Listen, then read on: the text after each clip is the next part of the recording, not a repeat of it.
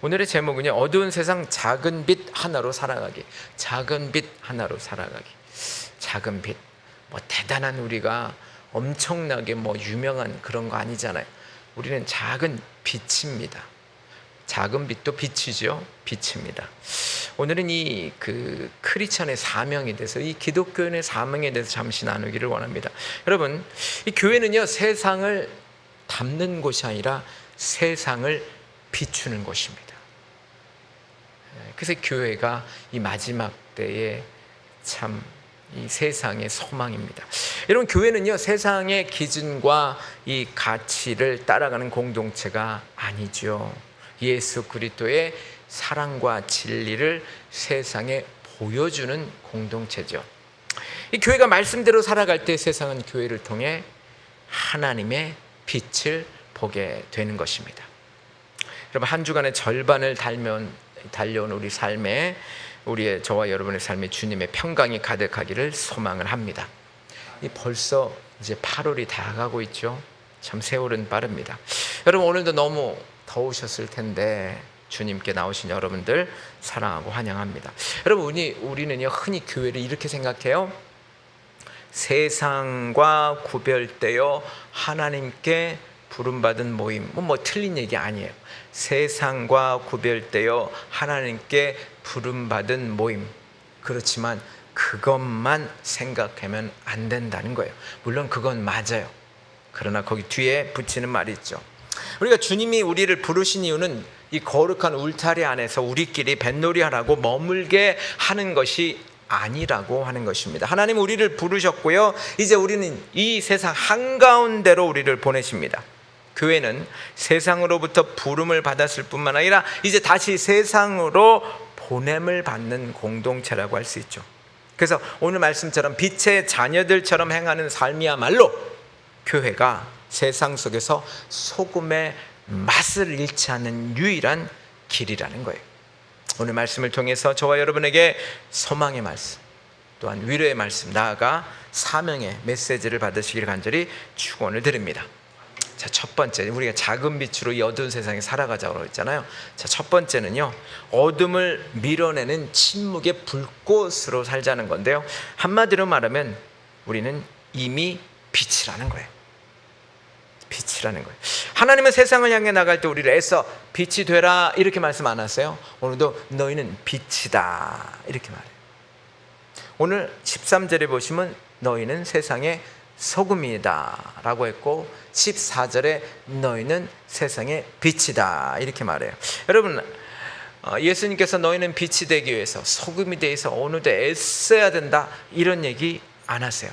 노력하라 요구하지 않으세요. 대신 이렇게 말씀하셨어요. 금방 읽은 것 같이 너희는 이미 빛이고 이미 소금이다.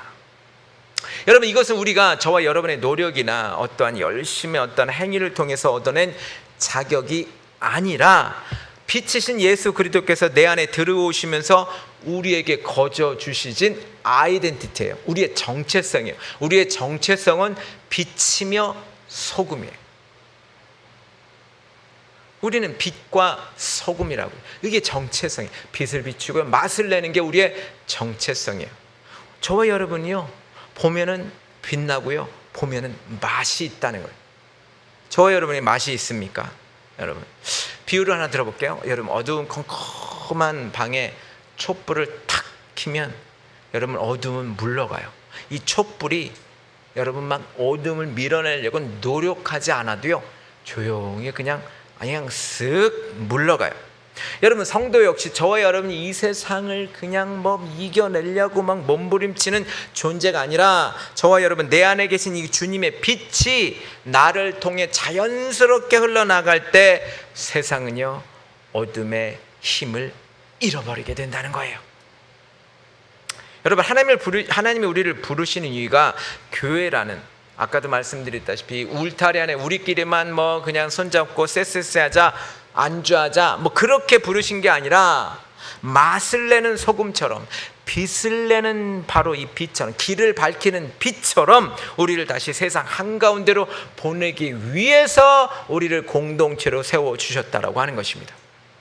혹시 나는 가진 것도 없는데요, 나는 배운 것도 없는데요, 나는 참 나이도 많은데요, 나는 너무도 어떻게 세상의 빛이 어떻게 되겠어요, 나 같은 것이, 이렇게 걱정하고 계시는 분이 혹시나 없기를 바랍니다.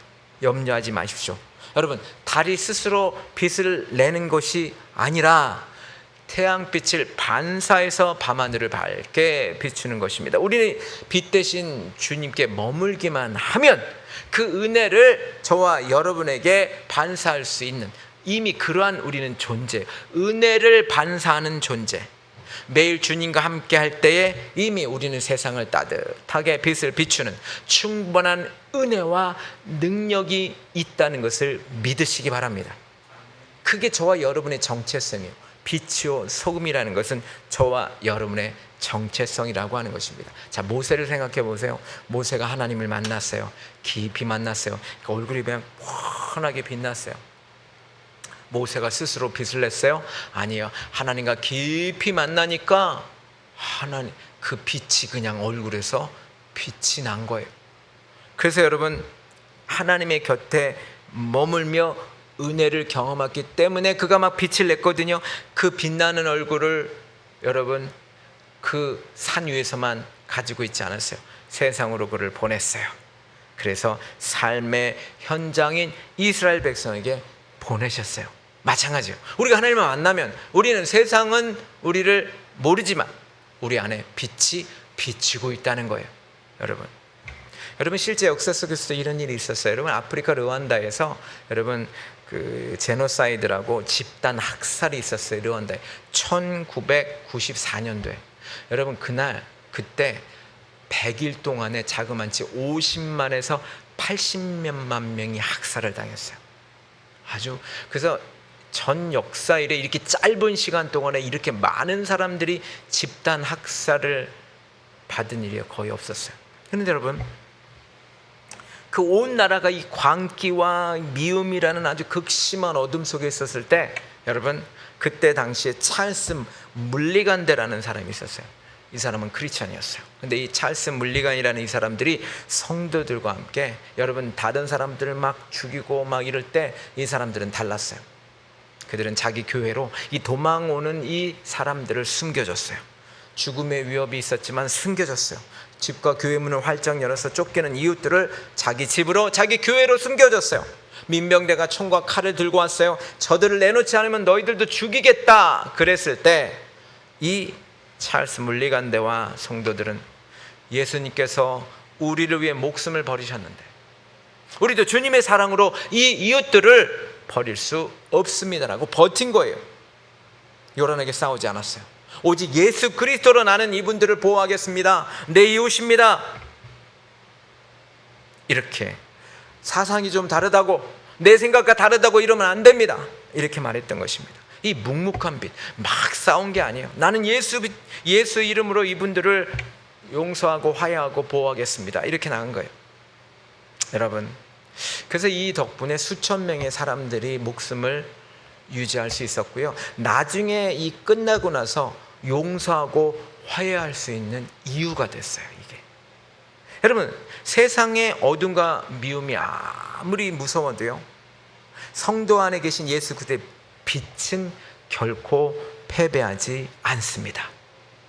죽음의 위협 앞에서도 사랑으로 자리를 지키니 성도들처럼 주님은 오늘 우리가 서 있는 이 일터와 가정에서 저와 여러분이 예수의 빛을 담대히 비추기를 원하십니다. 고린도후서 4장 6절 이렇게 말하죠. 어두운 데서 빛이 비치라 말씀하셨던 그 하나님. 어두운 데서 빛이 비치라 말씀하셨는데 언제 했어요? 창세기 1장에 나오잖아요. 그 하나님께서 예수 그리스도의 얼굴에 있는 하나님의 영광을 아는 빛을 우리 마음에 비추셨느니라. 여러분, 우리는요 스스로 빛을 내는 발광체가 아니에요. 우리는 그저 하나님의 빛을 받아서 내는 반사체예요. 그런데 주님께서 저와 여러분에게 바로 하나님의 영광을 아는 빛을 우리 마음에 비춰 주셨어요. 그 은혜를 주셨어요. 여기서 빛은 은혜라고 할 수 있어요. 그 빛을 비춰 주셨는데 우리는 그 은혜를 힘입어서 세상을 비출 수가 있다는 것입니다. 오늘 하루 세상 속에서 무력감을 느끼십니까? 아이고, 나는 뭐 이것뿐이 안 되는데. 자책하지 마십시오. 제가 말씀드렸잖아요. 이미 빛이요 소금입니다. 여러분, 하나님께서는요, 인간의 성과나 어떠한 능력을 보고 그게 빛이다 라고 부르지 않아요. 세상은 참 당신 참 빛납니다, 그렇게 하나님은 말씀하지 않으세요. 그저 우리가 예수 그리스도를 믿고 은혜 안에 있기 때문에 우리에게 빛과 소금이라고 부르세요. 주님이 저와 여러분의 안에 계시기 때문에 저와 여러분은 이미 세상을 밝힐 주님의 소중한 빛이시며 세상이 맛을 내는 소금이신 것을 믿으시기 바랍니다. 여러분, 우리는 빛과 소금이라는 거 잊지 마세요. 예. 자, 그렇다면 여러분, 두 번째, 그렇다면 저와 여러분, 이 하나님께 보냄을 받은 이 빛의 자녀는 우리는 어떤 열매를 맺으면서 살아가야 될까요? 자, 빛이라고 했어요. 그럼 빛은 열매가 있어야 된다는 거예요. 빛은 열매가 있어야 돼요. 어떻게? 마치 정원의 꽃처럼, 은혜의 햇살 아래 피어나는 정원의 꽃처럼 빛의 열매를 맺어야 돼요. 그냥 빛으로 있으면 안 돼요. 열매를 맺어야 돼요. 보냄받은 세상 속에서 빛의 자녀는 내 힘이 아닌 바로 주님의 은혜를 품고 성품의 열매를 맺는 것입니다. 자, 그래서 빛의 열매는 성품이에요. 그걸 꼭 잊지 마시기 바랍니다. 오늘 8절에서 10절 이렇게 읽어볼게요. 너희가 전에는 어둠이지 이제는 주 안에서 빛이라. 주 안에서 빛이에요. 주 안에서 빛이에요. 빛의 자녀들처럼 행하라 그랬는데 9절에 보면 그 어떠한 빛의 열매냐면 착함, 의로움, 진실함. 여기 세 개예요. 모든 착함, 의로움, 진실함. 그리고 10절에 보면 주를 기쁘시게 할 것이 무엇인가? 뭘 기뻐하시겠어요? 저와 여러분이 세상에서 모든 착함과 의로움과 진실함으로 빛을 내면 하나님이 기뻐하신다는 것을 믿으시기 바랍니다. 여러분, 빛의 열매 막 쥐어짜서 막 내 의지로 어떤 그런 것이 아니죠. 주님의 그 따뜻한 은혜를 깊이 머금은 사람은요, 그것은 저절로 맺히게 되는 성품의 결실입니다. 자, 여기서 착함, 의로움, 진실함, 이것은 뭔가 세상을 바꾸겠다는 어떤 거창한 슬로건이 아니에요. 종교적인 구호가 아니에요. 이렇게 해야 된다? 물론 맞는 것 같지만 여러분, 우리는 날마다 살아가는 일상에서 묵묵히 피어나는 가장 소중하고 강력한 주님의 성품일 뿐이에요. 이게 모든 착함, 의로운 진실함은 주님의 성품이기 때문에 주님의 빛을 가진 저와 여러분은 자연스럽게 이것이 나타나게 된다는 거예요. 자, 보세요. 꽁꽁 얼어붙은 흙 속에 여러분 작은 씨앗이 이제 심겨졌어요. 따뜻한 봄 햇살을 받으면 이 흙 속에, 이 겨울 동안에 있었던 이 지난 가을에 이 땅속으로 들어갔던 이것이 햇살에 비치기 시작하면 조용히 싹을 틔워요. 여러분, 스스로 씨앗이 억지로 싹을 억지로 자신을 찢으면서 띄운 것이 아니에요. 잎을 피우는 게 아니에요. 성도 역시 저와 여러분의 힘으로 착하게 살려고 안간힘을 쓸 때가 아니라 오직 햇살이신 그 주님의 사랑, 그 은혜 속에 푹 잠기면 자연스럽게 변하게 된다는 거예요. 자, 은혜가 채워지면 굳은 마음에 여러분, 굳은 마음이 녹아내리고요, 그래서 그 안에서 따뜻한 어떠한 그 착함을 드러낼 수 있어요. 그리고 정직한 의로움을 드러낼 수 있어요. 거짓 없는 진실함을 피어나게 되는 거예요. 그러니까 이게 달라요. 세상 의지로 이런 것들을, 착함, 의로움, 이런 진실함을 억지로 만드는 것이 아니라 은혜를 우리가 채워지면, 은혜를 깊이 있게 만나면, 은혜 속에 있으면, 주님과 함께 있으면 이것들이 자연스럽게 마치 싹이 햇빛을 받으면 트는 것 같이, 잎을 피우는 것 같이, 나중에 열매를 맺는 것 같이 그렇게 된다라고 하는 것입니다. 마찬가지예요. 소금도 마찬가지예요. 세상이 교회 성도들이 기대하는 소금의 맛도 마찬가지예요. 여러분, 대단한 업적이나 화려한 말솜씨가 이 맛이 아니에요. 소금이 아니에요. 소금이 마치 그냥 말솜씨 아니면 업적, 그렇게 생각할 수 있는데 아니에요. 자, 생각해보세요. 저와 여러분이 일터에서, 가정에서 보여주는 어떤 정직한 모습이랄지, 아니면 옆에 있는 동료가 지쳐 있어요? 그러면 어깨를 따뜻하게 어깨를 얹어주면서 아이고 고생했지, 커피 한 잔 주면서 힘들었지, 아니면 양보하고 친절하는 거, 이거고, 또한 손해를 보더라도 진실함을 묵묵히 진실하게 정직하게 하는 그 묵묵한 태도, 이게 맛이에요. 이게 소금 맛이에요. 이것들이 바로 세상이 교회를 향해 지금도 원하는 것이고 맛보는 거예요. 우리가 은혜의 뿌리를 내리고 이 소소하고 이 성실한 열매를 맺어갈 때 교회는 세상을 향한 소금의 맛을 결코 잊지 않는 것입니다. 여러분, 사도 바울을 생각해 보세요. 자, 사도 바울이 교회를 핍박했어요.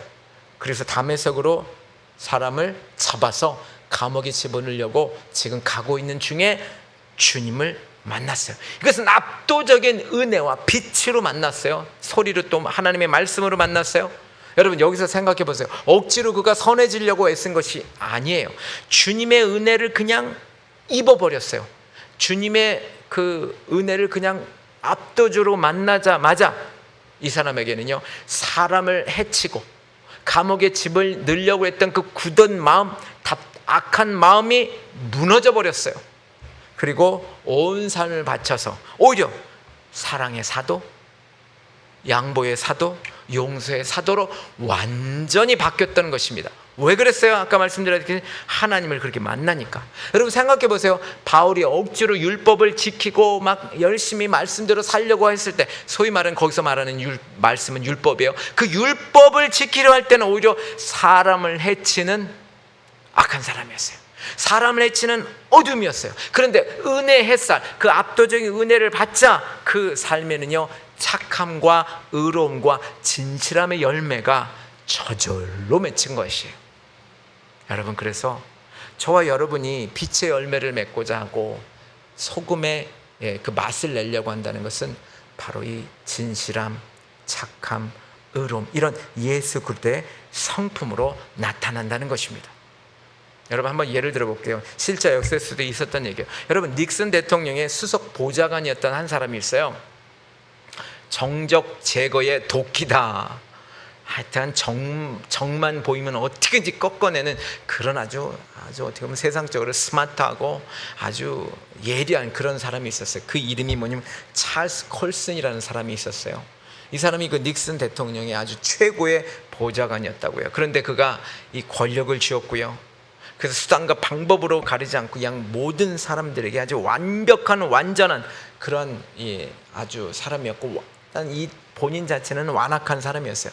근데 우리가 잘 알다시피 닉슨 대통령은 워터게이트 사건으로 말미암아 낙마하잖아요. 그냥 이 대통령을 내놓으잖아요. 그때 이 찰스 콜슨도 감옥에 갑니다.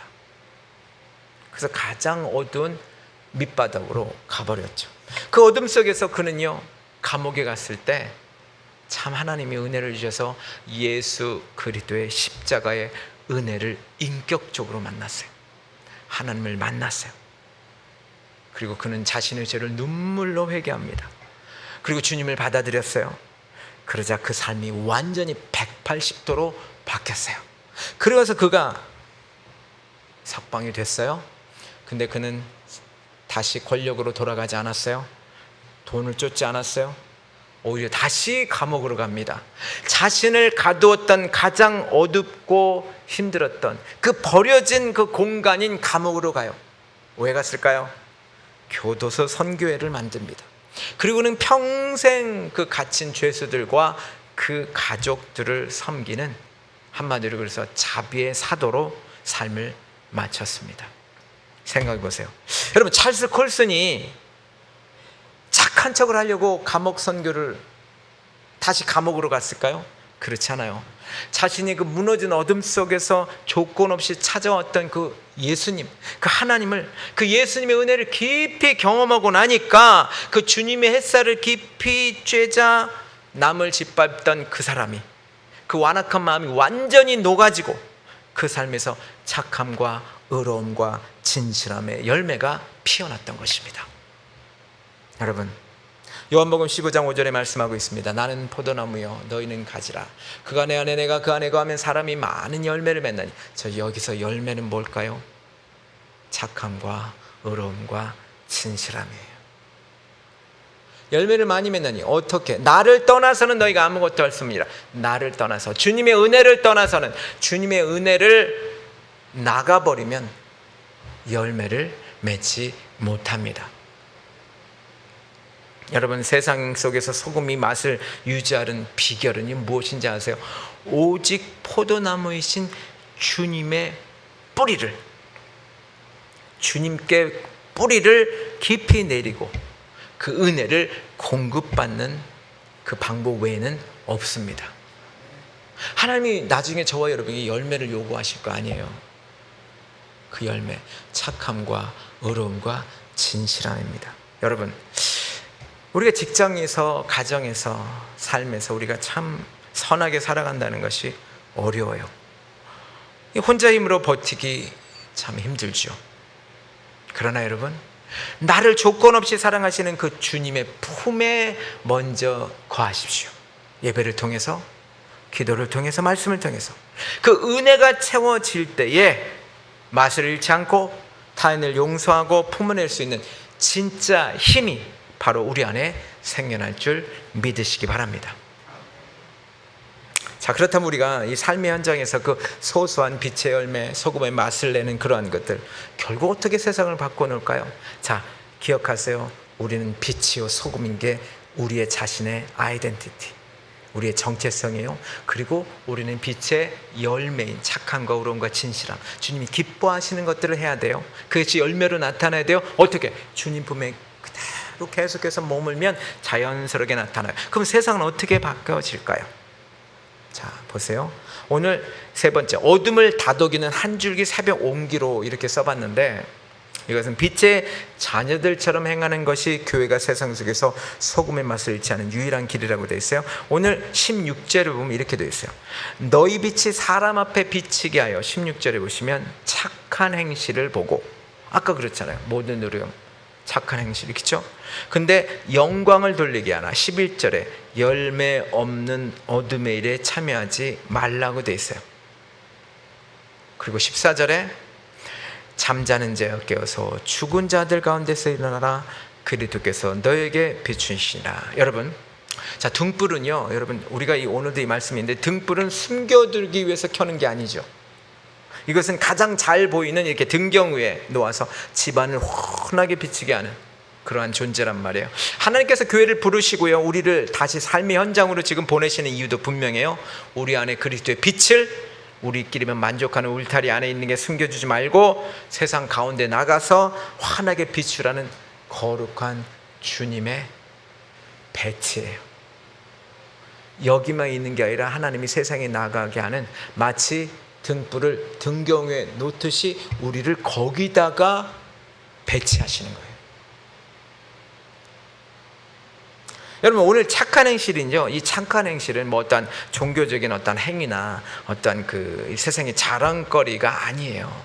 이 착한 행실은요, 착한 행실을 통해서, 보세요, 이 착한 행실을 통해서 세상이 하나님을 알아볼 수 있도록 가장 투명한 통로예요. 이 착한 행실을 통해서 세상 사람들은 그 착한 행실이라는 렌즈를 통해서 하나님을 봐요. 그래서 이 착한 행실이 중요해요. 저와 여러분이 세상에 나가서 착하게 살아야 저들이 하나님을 만날 수 있어요.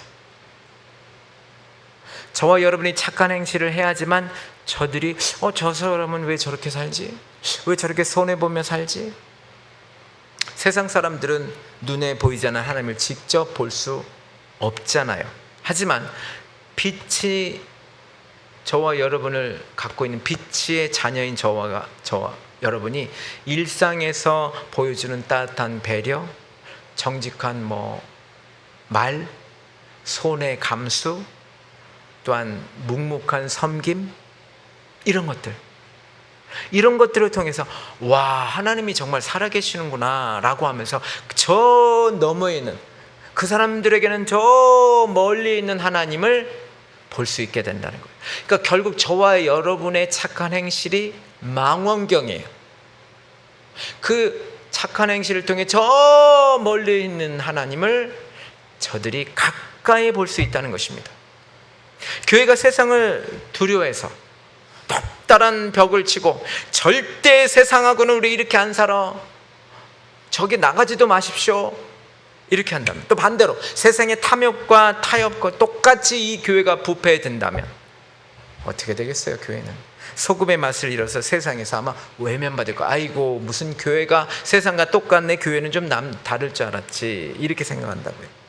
여러분, 세상과 구분되되 세상 한복판으로 나가서 거기 귓거에 뛰어 들어가서 따뜻한 온기를 전하는 삶, 그것이 바로 교회의 맛을 지키는 유일한 길입니다.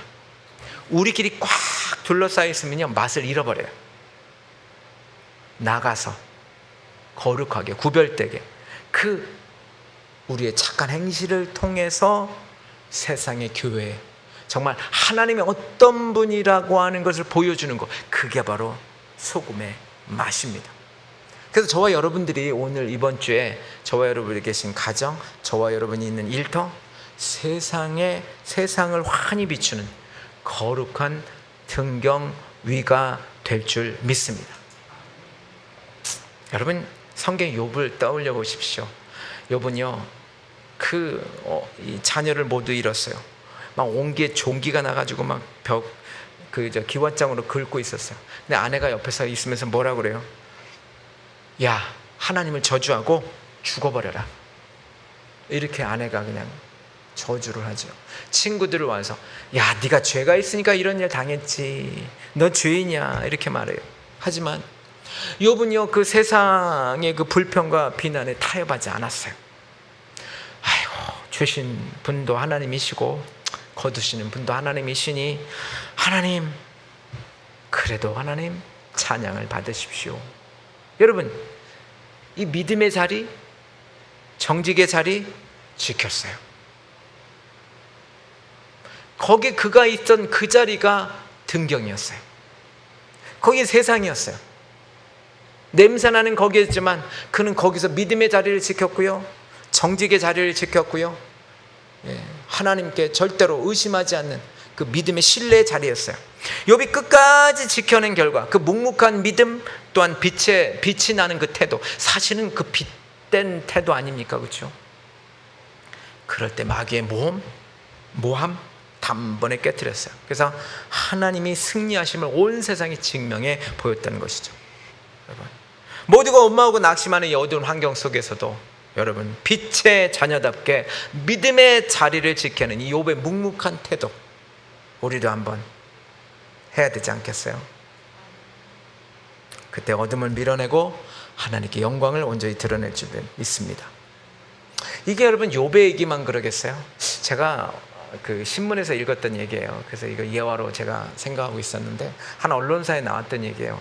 그 택시기사인데 그 이름이 윤경노 씨예요. 윤경노 씨인데, 여러분, 어느 날 밤늦게 이제 그 택시를 운전하다가 이렇게 보니까 다음 탄 분이 이게 뭐예요? 그래서 가방을 하나 주는 거예요. 이거 내 거 아닌데요? 그래서 가방을 주는데 이제 이 손님이 내리고 나서 보니까 거기에 현금만 450만 원, 수표, 뭔지 모르지만 중요한 서류 같은 것이 잔뜩 들어있는 거예요. 여러분, 당시에 이 윤경노 씨가 빚이 많았대요. 개인적인 빚도 있었고 얼마나 힘드니까 이제 빚이 있었는데 참 생활고에 힘들고 있었어요. 그 개인 택시도 아니었다고요. 그래서 이제 그랬는데 순간적인 유혹이 들 수 있는 상황이었잖아요. 그런데 여러분, 남들도 보지 않고 이거 내가 가지고 돈만 450만 원 가지고 그냥 숨겨놔도 아무도 몰랐을 거예요. 그렇지만 이 윤경노 씨는요, 바로 경찰서로 차를 몰고 갑니다. 그래서 언제 어디서 이렇게 됐습니다 하고 거기에 맡기죠. 가방을 그대로 맡기고 이제 있었어요. 그러니까 나중에 이제 가방을 그 주인이 찾았죠. 이 주인은요, 이게 이 사업 자금도 들어 있었고요, 엄청난 것이었다고 그래요. 그래서 눈물을 흘리면서 고마워합니다. 그래서 경찰서에 만났어요. 만나가지고 보통 거기에 10% 정도를 드릴 수 있어요. 굉장히 큰 거금이라고 그래요. 근데 드리겠다고 했는데 이분이 윤경노 씨가 그런 거예요. 저는 예수 믿는 사람입니다. 교회 다닙니다. 제 안에 계신 주님이 저에게 정직하라고 하셨어요. 남의 거 원하지 말으라고 하셨어요. 제 거 아닌데요. 당연히 해야 될 일을 했는 건데 제가 왜 이걸 받습니까? 라고 극구 사양했습니다. 여러분, 이분이 거대한 전도를 했어요? 아니면 대단한 업적을 남겼어요? 남들이 보지 않는 그 일터에서 삶의 현장에서 그저 빛의 자녀답게 한 소소한 일이에요. 그런데 여러분, 이것이 세상 속에 하나님의 살아계심을 온천하게 보여줬잖아요. 신문에 나오고요. 이게 바로 강력한 소금의 맛입니다. 에베소 5장 14절입니다. 오늘 말씀의 마지막 절에 이렇게 되어 있어요. 이거 참 제가 14절 읽으면서 좀 충격을 받았어요. 그러므로 이르시기를 잠자는 자여 깨어서 죽은 자들 가운데 일어나라. 그리스도께서 너에게 비추. 여러분, 이 말씀 제가 과거에도 물론 알았는데 보니까 잠자는 자도 있고 죽은 자도 있어요. 잠자는 자, 죽은 자. 세상에는 세 가지 부류의 자가 있는 것 같아요. 물론 이미 죽어서 저 천국 간 사람 말고만 하는 거예요. 이 세상에 있는데 누구는 잠자는 자예요. 잠자는 자는 뭐예요? 믿는다고 하는 사람들이에요. 저와 여러분 같은 사람일 수도 있어요. 그런데 영적으로 깨어있는 게 아니에요. 그리고 믿음이 불이 꺼진 거예요. 이게 잠자는 자예요. 소금의 맛도 없고 빛도 비치지도 않아요. 주님을 찾지도 않아요. 잠자는 자예요. 너무 많아요. 잠자는 자요. 그리고 죽은 자가 있어요. 죽은 자는 누구예요? 하나님을 떠난 사람들이죠. 하나님을 모르는 사람들이죠. 아직 죽지 않았는데 죽은 자라고 그래요. 영적으로 죽은 자죠. 또한 열심히 주님 안에 있으면서 아까 그 윤경로 씨 같이 깬 사람 있죠. 깨어있는 자가 있어요. 잠자는 자가 있고 깨어있는 자가 있고 죽은 자가 있어요. 그런데 여기서 말하는데 잠자는 자요. 너무 많으니까 지금 말씀하시는 거예요. 잠자는 자요 깨어서 죽은 자들 가운데 일어나라는 거예요. 저와 여러분에게 말씀하는 거예요. 그리스도께서 너에게 비추시. 빛은 비추고 있는데 너희가 지금 언제까지 잠잘 거냐? 너희가 받아서 그것을 세상에 비춰야 되지 않겠느냐? 너희가 소금의 맛을 내야 되지 않겠느냐? 어둠 속에 머물지 말고 그리스도 빛 가운데 나와서 그 빛을 세상에 비추라고 하는 것입니다. 세상이 아무리 어둡고 무기력할지라도요, 그리스도의 빛을 받은 성도가 일어나면 세상은 소망을 보게 됩니다. 혹시 이 세상이 아직도 이렇게 어둡고 더 어두워지는 것은, 물론 성경은 그렇게 더 어둡게 된다고 했지만, 혹시 저와 여러분들이 아직도 잠자고 있어서 이 세상은 변하지 못하는 것은 아닐까요? 이번 한 주간 세상에 보냄을 받은 저와 여러분이 삶의 자리에서 소금의 맛을 내시기 바랍니다. 대단한 거 하라는 게 아니에요. 지친 동료가 있으면 커피 한 잔 사주세요. 그게 소금의 맛이에요. 여러분, 웬만하면 여러분 좀 손해보세요. 여러분, 퇴근 시간이 5시면 5시 한 10분에 나오세요. 손해 좀 봅시다. 9시까지면 한 10분 전에 갑시다. 좀 손해 좀 봅시다. 그래서 빛의 자녀다운 이 작은 행실 하나, 이게 바로 세상을 바꿉니다. 이 소금의 맛을 우리가, 하나님은 위대한 빛의 자녀의 시작임을 말씀하십니다. 결론입니다. 여러분, 주님은 지금도 저와 여러분을 환하게 비추고 계세요. 이 빛을 세상에 비추라고 세상으로 보내고 계십니다. 여러분, 저와 여러분의 등경은 어디입니까? 교회가 아니에요. 세상이에요. 나가셔야 돼요. 세상으로 세 가지만 생각하고 마치겠습니다. 세상으로 나가기 전 주님의 은혜로 먼저 충전하십시오. 이게 제일 중요해요. 내 힘으로 하지 마세요. 막 억지로 하지 마세요. 매일 아침 나를 비추시는 그 주님의 사랑을 깊이 머금으세요. 예배를 통해서 계속 은혜를 받으셔야 돼요. 은혜를 먹어야 돼요. 먹으면 두 번째, 내가 서 있는 자리에서 작은 행실, 대단한 거 안 해도 돼요. 작은 행실, 일터와 가정에서 따뜻한 말 한마디라도, 그렇죠? 집에 청소도 해도 좋고, 설거지를 해도 좋고, 우리 집 앞에 있는 곳 청소해도 좋고, 뭐든 그렇게. 그리고 거짓말하지 말고 정직한 태도, 이게 소금의 맛을 내신 작은 착한 행실을 시작하십시오. 세 번째입니다. 여러분, 근데 어둠과 불안이 점점 이 세상은 너무 강해져요. 우리는 세상을 살 때 참 어렵죠. 여러분, 그럴 때 스스로 싸우지 말고 기도하세요. 여러분, 왜냐하면 내 힘으로 싸우려 하지 말고 기도함으로 세상에 비치신 주님께 모든 것을 맡기십시오. 여러분, 하나님이 아십니다. 어둡고 불안하면요, 자꾸 빛을 안 하려고 그래요. 착한 행실을 안 하려고 그래요. 왜? 내가 손해보니까. 빛을 비추려니까 힘들거든요. 안 하려고 그래요, 저와 여러분이. 그런데 맡기십시오. 주님께 맡기고요, 그럴 때 더 우리는 더 착한 행실로 세상에 우리는 나가서 맛을 내야 될 줄 믿습니다. 주님이 함께 해줄 줄 믿습니다. 그래서 이번 남은 며칠간도 소금의 맛을 지키면서 빛의 자녀로 승리하시길 간절히 축원을 드립니다. 우리 잠깐 기도하죠. 하나님, 내 힘으로 착하고 살려고 힘쓰고 그러다 보면 지칩니다. 하나님, 나를 먼저 사랑하신 그 주님의 은혜 햇살 아래 푹 잠기게 해 주옵소서. 그리고 이번 한 주간 내가 보냄받은 가정과 일터, 학교에서 거창한 구호가 아니라 소소한 정직과 따뜻한 배려로 소금의 맛을 지켜내는 빛의 자녀가 되게 해달라고 이 시간 우리 크게 한번 외치고 기도합니다. 주여! 하나님, 은혜를 받아야 은혜를 낼 수가 있습니다. 하나님, 우리는 빛이요 소금이라고 우리의 정체성을 말씀해 주셨는데 우리 정체성을 잃어버린 아버지, 그래서 잠자는 자가 된 것은 아닌지요. 하나님, 이제 다시 한번 하나님의 은혜를, 아버지 하나님, 압도적인 그 하나님을 다시 한번 만나게 하여 주옵소서. 하나님의 은혜에 푹 잠기게 하여 주옵소서. 그리야 해서 우리가 아버지 빛과 소금으로서, 아버지 빛의 자녀로서, 아버지 소금의 맛을 내게 하여 주옵소서. 작은 행실부터 하게 하여 주옵소서. 나를 통해서 세상이 변합니다. 나의 작은 행실 하나하나가 아버지 하나님 세상에는 하나님을 만나게 되는 놀라운 역사가 있을 줄 믿습니다. 아버지, 거창한 것을 하려고 하는 것이 아니라 아버지 작은 빛으로, 이 어두운 세상에서 작은 빛으로 살게 하여 주옵소서. 작은 빛이지만 그 빛으로 말미암아서 하나님은 우리를 기쁘게 하여 줄 줄 믿습니다. 아버지 하나님, 정직과 따뜻한 배려로 소금의 맛을 내게 하여 주옵소서. 아버지, 축복하여 주옵소서. 하나님, 어둡고 굳어진 세상에 저희를 소금과 빛으로 불러주시고 아버지, 삶의 현장으로 보내주심을 감사합니다. 내 힘과 의지로 착해지려 애쓰다 지치지 않게 하시고 날마다 포도나무 되신 그 주님께 나의 뿌리, 우리의 뿌리를 내려서 따뜻한 은혜의 햇살을 듬뿍 누리게 하여 주옵소서. 내 안에 채워진 그 십자가의 사랑으로 일터와 가정에서 정직함을 선택하게 하시고 지친 이웃을 향해 따뜻한 그 말 한마디, 그 작은 배려를 건네는 빛의 자녀 소금의 맛을 내게 하여 주옵소서.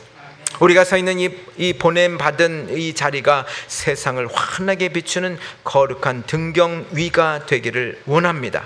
세상에 휩쓸리지 않고 어둠에 휩쓸리지 않고 오히려 주님과도 동행하면서 소금의 참된 맛을 드러내는 복된 삶이 되도록 성령님 친히 인도하여 주옵소서. 예수님의 이름으로 기도합나이다. 아멘.